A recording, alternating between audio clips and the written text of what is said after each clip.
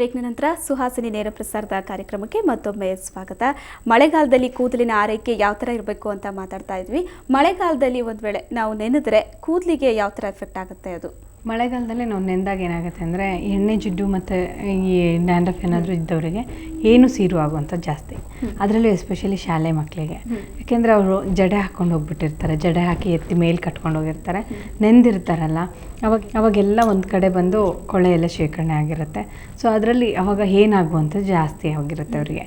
ಮತ್ತು ಬೇರೆಯವ್ರ ತಲೆಯಿಂದ ಬಂದಿದ್ದು ಏನೇನಾದರೂ ಇದ್ದರೆ ಅದು ಹೋಗ್ಲಿಕ್ಕೆ ಅವಕಾಶ ಆಗಲ್ಲ ವೆಟ್ಟಿರೋದ್ರಿಂದ. ಸೊ ಅವಾಗ ಇವ್ರಿಗೆ ಬೇಗ ಏನಾಗುತ್ತೆ. ಸೊ ಆ ಥರದವರಿಗೆ ಈಗ ಮನೇಲೆ ಕುತ್ಕೊಂಡು ಏನು ನೋಡೋಷ್ಟು ಮುಂಚೆ ಥರ ಯಾರಿಗೂ ಪೇಷನ್ಸು ಇಲ್ಲ, ಪುರ್ಸೊತ್ತು ಇಲ್ಲ. ಸೊ ಆ ಥರದವರು ನಾಗದೆಳೆ ಸೊಪ್ಪು ಅಂತ ಸಿಗುತ್ತೆ. ನಾಗದೆಳೆ ಸೊಪ್ಪು ಪ್ಲಸ್ ನಾವು ಈಗ ರೋಸ್ ಎಲ್ಲ ಕೊಂಡ್ಕೊಳ್ಳಿಕ್ಕೆ ಹೋದವಾಗ ಮಾರ್ಕೆಟಲ್ಲಿ ಒಂದು ಎಲೆ ಅದ್ರ ಜೊತೇಲಿ ಕೊಟ್ಟಿರ್ತಾರೆ ನೋಡಿ, ಅದನ್ನು ಪನ್ನೀರ್ ಎಲೆ ಅಂತ ಹೇಳ್ತೀವಿ ನಾವು. ಅದಾದರೂ ಸರಿ, ಅಥವಾ ತುಳಸಿ ಕದ್ರು ಅದನ್ನಾದರೂ ಸರಿ. ಈಗ ಪಿಲ್ಲೋ ಕೆಳಗೆ ಇಟ್ಬಿಟ್ಟು ಅದ್ರ ಮೇಲೆ ಕೂದಲು ನಿಂಗೆ ಹರಡ್ಕೊಂಡು ಮಲ್ಕೊಳ್ಳೋದ್ರಿಂದ ಒಂದು ಏನು ಕಡಿಮೆ ಆಗುತ್ತೆ. ಇಲ್ಲ ಸ್ಕೂಲಿಂದನೇ ಬರಬೇಕಾದ್ರೆ ಏನಾಗಬಾರ್ದು ಅಂತ ಇದ್ದರೆ ಆ ಮಕ್ಕಳಿಗೆ ದಿನಕ್ಕೆ ಒಂದೊಂದು 4 ಬೇಳೆ ಸ್ವಲ್ಪ ಹೂ ಮುಡಿಸ್ದಂಗೆ ಜಡೆ ಒಳಗೆ ಇಟ್ಬಿಟ್ಟು ಇಲ್ಲಿ ಕ್ಲೀನಾಗಿ ಹಿಂಗೆ ಒಳಗೆ ಸಿಗಿಸ್ಬಿಡ್ಬೇಕು. ಸಿಗಿಸ್ಬಿಟ್ಟು ಕಳಿಸಿದ್ರೆ ಆವಾಗ ಏನು ಬರೋದಿಲ್ಲ. ಅದ್ರ ವಾಸನೆ ತುಂಬ ಇದಿರುತ್ತೆ, ಮತ್ತೆ ಹಿಡ್ದಂಗಿರುತ್ತೆ. ಸೊ ಹಾಗಾಗಿ ಆ ವಾಸನೆಗೆ ಏನು ಬರೋದಿಲ್ಲ. ಇದನ್ನ ಈ ಥರ ಬೇಕಾದ್ರೆ ಅವರು ಏನಿಂದ ಅವಾಯ್ಡ್ ಮಾಡ್ಕೊಳ್ಬೋದು. ಒಂದು ಅದ್ರ ಜೊತೆ ಆ ಥರ ಈಗಾಗಲೇ ಆಲ್ರೆಡಿ ಆಗೋಗಿದೆ, ತುಂಬಾ ಜಾಸ್ತಿ ಆಗಿದೆ ಅಂತಂದವಾಗ ಬೇವಿನ ಸೊಪ್ಪು ಮತ್ತು ಸೀತಾಫಲದ ಬೀಜ ಏನಾದರೂ ಇದ್ದರೆ ಅದೆರಡನ್ನೂ ಸಮ ಪ್ರಮಾಣಕ್ಕೆ ಮಿಕ್ಸ್ ಮಾಡ್ಕೊಂಡ್ಬಿಟ್ಟು ರುಬ್ಬಿಟ್ಟು ಮೊಸರಿನ ಜೊತೆಲಿ ಹಾಕ್ಕೊಂಡು ತಲೆಗೆ ಹಚ್ಚಿ ಅರ್ಧ ಗಂಟೆ ಆದಮೇಲೆ ತಲೆಯನ್ನು ಬಾಚಬೇಕು ಏನಿನ ಬಾಚಣಿಕೆಯಲ್ಲಿ. ಸೊ ಅವಾಗ ವಾಶ್ ಮಾಡಿ, ಇಲ್ಲ ವಾಶ್ ಮಾಡೋಕ್ಕಿಂತ ಬಿಫೋರ್ ಹಾಗೆ ಮಾಡ್ಬೇಕು. ಆ ಡಸ್ಟ್ಗಳು ಏನು ಹೊರಟಾಗಿರುತ್ತಲ್ಲ ಅದ್ರ ಜೊತೆಲಿ ಏನು ಸೀರು ಬಂದ್ಬಿಡುತ್ತೆ. ಈ ಸೀರೆಣಿಗೆ ಹೇಳ್ಕೊಂಡು ಎಳಿತಿದ್ರು ಮುಂಚೆ ಅಜ್ಜಿ ಆ ಥರ ಎಲ್ಲ ಹೇಳ್ತಾರಲ್ಲ, ಆ ಥರ ಬದಲು ಇದು ಆಲ್ಟರ್ನೇಟಿವ್ ಸೀರೆಣಿಗೆ ನಾವೇ ಮಾಡ್ಕೊಳ್ಳೋದು. ಸೊ ಅವಾಗ ಹಿಂಗೆ ಬಾಚಿದವಾಗ ಆ ಡಸ್ಟ್ ಜೊತೆಲೆ ಬಂದ್ಬಿಡುತ್ತೆ. ಅವಾಗ ಸೀರಿಂದು ಮರಿ ಹಾಕುವಂಥದ್ದಾಗಲಿ ಮತ್ತೆ ಏನಾಗುವಂಥದ್ದಾಗಲಿ ಈ ಸಮಸ್ಯೆಯಿಂದ ಸ್ವಲ್ಪ ದೂರ ಇರ್ಬೋದು ಅವರು. ಓಕೆ, ಕೊನೆಯದಾಗಿ ನಮ್ಮೆಲ್ಲ ವೀಕ್ಷಕರಿಗೆ ಮಳೆಗಾಲದಲ್ಲಿ ಕೂದಲಿನ ಬಗ್ಗೆ ಯಾವ ಥರ ಆರೈಕೆ ಮಾಡಬೇಕು, ಯಾವ ಥರ ಪೋಷಣೆ ಮಾಡಬೇಕು, ಅದ್ರ ಬಗ್ಗೆ ಒಂದಷ್ಟು ಟಿಪ್ಸ್ ಹೇಳಿ.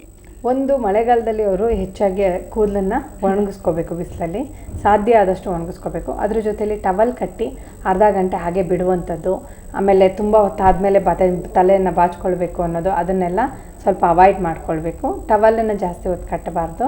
ಬಿಚ್ಚಿದ್ದೆ ಕ್ಲೀನಾಗಿ ಕೂದಲನ್ನು ಒಂದು ಸ್ವಲ್ಪ ಲೈಟಾಗಿ ಕೊಡಬೇಕು, ತುಂಬ ಜಾಡಿಸಿ ಥರ ತುಂಬ ಕೊಡುವಂಥದ್ದು ಆ ಥರದ್ದೆಲ್ಲ ಮಾಡಬಾರ್ದು. ಅದ್ರ ಜೊತೆಲಿ ವೀಕಲ್ಲಿ ಅಟ್ಲೀಸ್ಟ್ ಟ್ವೈಸ್ ಆಯಿಲ್ ತಲೆಯಲ್ಲೇ ಇರೋ ಥರ ಅವ್ರು ಅದನ್ನು ನೋಡ್ಕೊಳ್ಬೇಕು. ಯಾಕೆಂದರೆ ಇವಾಗ ಎಷ್ಟು ಕಂಪ್ಲೀಟ್ ಮಾಯಿಶ್ಚರೈಸರ್ ಸಿಗುತ್ತೋ ಅವಾಗ ಚಳಿಗಾಲದಲ್ಲಿ ಅಷ್ಟೇ ಸಂರಕ್ಷಣೆ ಆದಂಗೆ ಆಗುತ್ತೆ.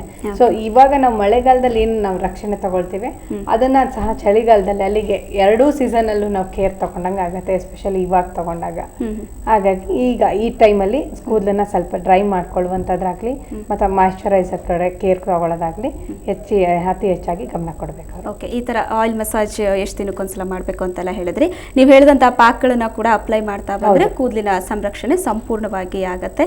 ಮಳೆಗಾಲದಲ್ಲಿ ಆಲ್ಮೋಸ್ಟ್ ಎಕ್ಸ್ಟ್ರಾ ಕೇರ್ ತಗೋಬೇಕು ಕೂದಲ ಬಗ್ಗೆ ಅಂತಾನೆ ಅನ್ಕೊಂಡಿರ್ತಾರೆ. ಸೊ ಅವರಿಗೆ ಈ ಎಲ್ಲ ನಾವು ಹೇಳಿರುವಂಥದ್ದು ಒಂದು ಕಿವಿ ಮಾತು ಅಂತಾನೆ ಹೇಳ್ಬೋದು. ಧನ್ಯವಾದಗಳು ನೇತ್ರಾ ರಮೇಶ್ ಅವರೇ, ಇಲ್ಲಿ ತನಕ ಬಂದು ನಮ್ಮ ವೀಕ್ಷಕರ ಸಾಕಷ್ಟು ಸಮಸ್ಯೆಗಳಿಗೆ ಪರಿಹಾರವನ್ನು ಹೇಳಿದಿರ. ಧನ್ಯವಾದಗಳು. ವೀಕ್ಷಕರೇ, ನೋಡಿದ್ರಲ್ವಾ ಇವತ್ತಿನ ಸುಹಾಸಿನಿ ನೇರ ಪ್ರಸಾರದ ಕಾರ್ಯಕ್ರಮದಲ್ಲಿ ಮಳೆಗಾಲದಲ್ಲಿ ಕೂದಲಿನ ಆರೈಕೆ ಹೇಗೆ, ಯಾವ ರೀತಿಯಾಗಿ ಪೋಷಣೆಯನ್ನ ಮಾಡಬೇಕು, ಹೇರ್ಸ್ಗೆ ಯಾವ ರೀತಿಯಾದಂತಹ ಪ್ಯಾಕ್ನ ನಾವು ಹಾಕೋಬೇಕು, ಆಯಿಲ್ ಮಸಾಜ್ ಬಗ್ಗೆ, ಮೆಹಂದಿ ಬಗ್ಗೆ, ಈ ಎಲ್ಲದರ ಬಗ್ಗೆ ಸಾಕಷ್ಟು ಮಾಹಿತಿ ನಿಮಗೆ ಸಿಕ್ಕಿದೆ. ಮತ್ತೆ ಮುಂದಿನ ಸುಹಾಸಿನಿಯಲ್ಲಿ ಮತ್ತೆ ಭೇಟಿ ಆಗ್ತೀವಿ. ಅಲ್ಲಿವರೆಗೂ ನಮಸ್ಕಾರ.